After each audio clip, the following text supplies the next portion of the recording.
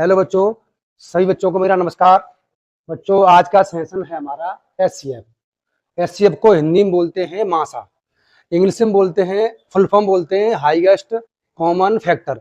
हिंदी में बोलते हैं मासा। मासा का फुल फॉर्म होता है महत्तम समापवर्तक।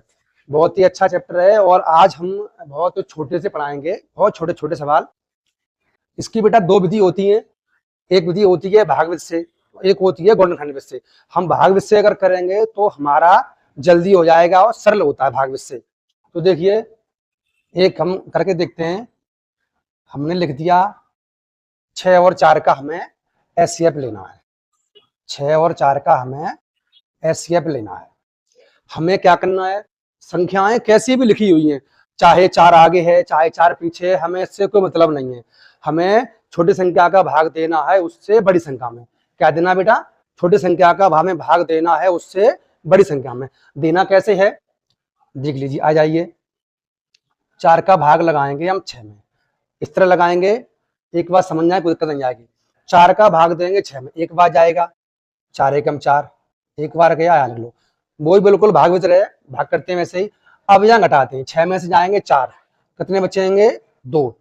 अब हमें ये देखना है बेटा, 2 का भाग लगाना है हमें जिस संख्या ने पहली बार भाग लगाया है। किसमें लगाएंगे? जिस संख्या ने पहली बार भाग लगाया है।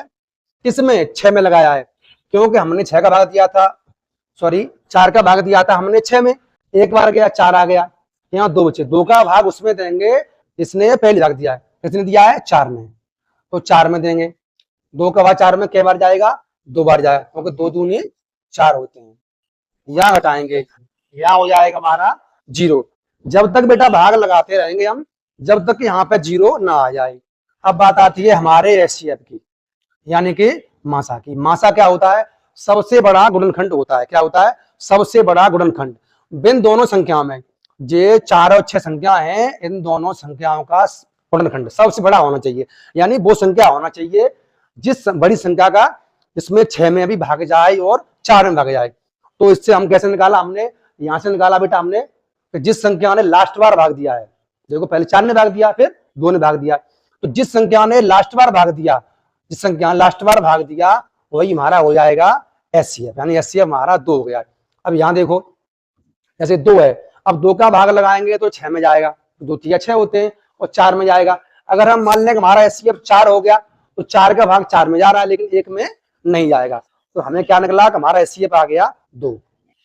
एक और क्वेश्चन है, जैसे 8 और 3।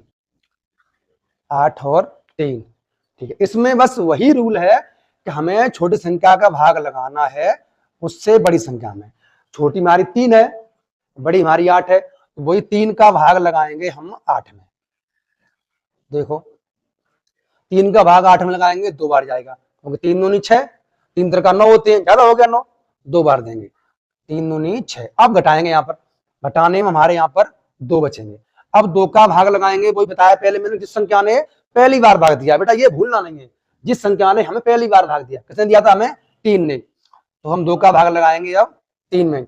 2 का भाग 3 में जाएगा एक बार, क्योंकि 2 एकम 2, क्या बचेंगे हमारे? 1। 1 का भाग लगाएंगे हम जिस संख्या ने पहली बार भाग दिया है, यानी कि 1 से पहली बार दिया है, 2 ने दिया है, तो 2 में लगा देंगे। 1 का भाग 2 में 2 ही बार जाएगा, यहाँ बचेगा 0। और जब तक बेटा 0 ना बचे हम भाग लगाते रहेंगे, क्योंकि हमें यहाँ पर 0 लेके आना है। अब वही जिस संख्या ने लास्ट बार भाग दिया है, जिस संख्या ने लास्ट बार भाग दिया है, वो हमारा हो जाता है एचसीएफ। उसने दिया है हमारा लास्ट बार 1 ने भाग दिया है। एक नियम और होता है, अगर एक संख्या सम हो, बहुत ही अच्छी ट्रिक है, अगर एक संख्या सम हो और एक संख्या विषम हो, उसका एचसीएफ हमेशा 1 आएगा, चाहे आप ऐसे करें या न करें। शर्त यही है कि बेटा एक संख्या सम हो और एक संख्या विषम हो। तब अगर दोनों संख्याएं सम है तो वो हमें निकालना पड़ेगा कि 2 आ रहा है, 4 आ रहा है, 6 आ रहा है। नियम ये है कि एक संख्या अगर विषम है और एक संख्या सम है, तो हमारा एचसीएफ हमेशा 1 आएगा। मैं आपके लिए एक नई वीडियो और लेके आऊंगा, कौन सी संख्याएं सम होती हैं, कौन सी विषम होती हैं, कौन सी अभाज्य होती हैं। एक सवाल है 4 और 18 मान लो। अभी हम 2 संख्याओं बार कर रहे हैं, एक वीडियो बेटा जल्दी और आएगी, उसमें 3 संख्याओं का निकालना होगा, तो 4 संख्याओं वाला आएगा, कोई दिक्कत नहीं है, हमें करना ऐसे ही है। तो देखो, छोटी संख्या का भाग देंगे। हमने क्या बताया, चाहे छोटी आगे लिखी हो चाहे बड़ी आगे लिखो, हमें कोई दिक्कत नहीं है, हमें सिर्फ छोटी संख्या का भाग देना होगा उससे बड़ी संख्या में। 4 का भाग 18 के बाद जाएगा 4 बार, क्योंकि 4 चौक 16 होते हैं, 4 चौक 16। अब घटाते हैं 18 में से क्या 16, कितने बचेंगे हमारे, 2 बचेंगे। 2 का भाग लगाएंगे 4 में, क्योंकि 4 ने पहली बार भाग दिया है, तो 2 दूनी 4, यहाँ 4 आए गए, क्या बचेगा हमारा 0। अब वो एचसीएफ निकालना है हमें, एचसीएफ बराबर 2, क्योंकि इन 4 में और 18 में एक सबसे बड़ी संख्या 2 ऐसी है जिसका 4 में भी भाग जाएगा और 18 में भाग जाए, इसके अलावा कोई संख्या ऐसी नहीं है जिसका 4 में भाग जाए और 18 में भाग जाए। और समझ में ना आया करे तो वीडियो रोक लिया करो, रोक के अच्छे से देखा करें, ठीक है। तो एक बार फिर बैक कर लिया करें, कोई दिक्कत नहीं है। 16 और 3, एक क्वेश्चन और है, हमें 16 और 3 का निकालना है एचसीएफ। तो वही छोटी संख्या का भाग उससे बड़ी संख्या, 3 का भाग लगाएंगे 16 में। भाग इससे बेटा बहुत सरल हो जाते हैं, गुणन खंड से करोगे, 3 इधर लिखोगे 16 इधर लिखोगे, गुणन खंड करोगे, फिर बड़े फट्टे छांटोगे, ऐसे देखो बहुत सरल हो रहा है।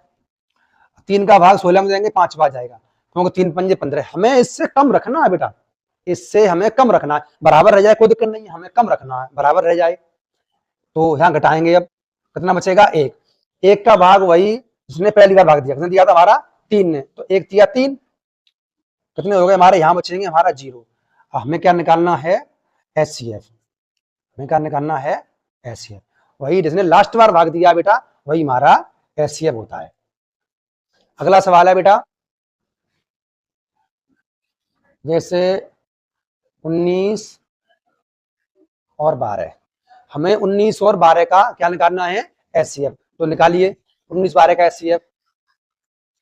छोटी संख्या का हमें भाग देना होगा बड़ी संख्या में, क्या करना होगा, वही नियम, छोटी संख्या हमारी 12 है, बड़ी संख्या हमारी 19 है, तो लगाएंगे भाग, लगाइए। छोटी संख्या का भाग लगा रहे हैं हम बड़ी संख्या में 19 में, क्या बार जाएगा 1 बार जाएगा, क्योंकि 12 एकम 12, यहाँ क्या बचेंगे हमारे 7, 7 का भाग बेटा क्या में जाएगा, 7 का भाग जाएगा 12 में, क्या में जाएगा 12 में, तो लगाओ 12 में क्यों जाएगा, क्योंकि 12 ने हमारा पहली बार भाग लगाया था, 12 ने हमें भाग लगाया था पहली बार, तो 1 बार जाएगा, क्योंकि 7 एकम 7 होते हैं, 7 2 14 होते हैं, ज्यादा हो गया फिर, तो यहाँ बच्चे आएंगे हमारे 5, 5 का भाग देंगे 7 में, 12 में नहीं देंगे हम, क्योंकि 12 में हम दे चुके हैं, 7 में देंगे, 7 में लगाओ भाग, तो हो जाएगा 5 एकम 5, क्या बचेंगे यहाँ पर 2, 2 का भाग लगाएंगे हम 5 में, क्योंकि इसका लगाया 12 में, इसका दिया, इसका देंगे 5 में, उससे ऊपर वाली संख्या में देते हैं, तो 2 दूनी 4, कितने बचेंगे 1, 1 का देंगे हम 2 में, 2 बार जाएगा, कितना हो गया 0, यानी हमारा एचसीएफ बन गया 1। हमने क्या बताया था आप याद करिए, हमने क्या बताया था, एक संख्या अगर विषम हो और एक संख्या अगर सम हो, देखो 19 विषम संख्या हमारी, 12 हमारी सम संख्या है, तो अगर दो संख्याएं, किन्हीं दो संख्याओं में एक संख्या अगर विषम है और एक संख्या अगर सम है, तो संख्या का एचसीएफ हमेशा 1 आएगा, हमेशा। हमें करना नहीं है बड़ा, यहाँ तो नहीं करना हमें उसका डायरेक्ट आंसर 1 लगा देना है, कितना आएगा हमारा इसका 1। अगला सवाल है, जैसे 17 और 13, 17 और 13, अब ये दोनों विषम संख्याएं हैं, अब ये दोनों हैं, कोई दिक्कत नहीं है, करके देख लेते, इनका भी 1 ही आएगा। 13 का भाग लगाएंगे 17 में, कै बार जाएगा 1 ही बार जाएगा, 13 कम 13, कितने बचेंगे यहाँ पर 4, भाई 17 में 13 क्या बचेंगे 4 बचेंगे, 4 का भाग लगाएंगे हम 13 में, इससे पहले वाली संख्या में, तो 4 तिया 12, कितने बचेंगे हमारा 1, 1 का भाग लगाएंगे हम 4 में, तो 4 ही बार जाएगा, यहाँ 0 आ गया, तो हमारा एचसीएफ हो जाएगा 1, एचसीएफ बराबर 1। ठीक है बेटा, थैंक यू।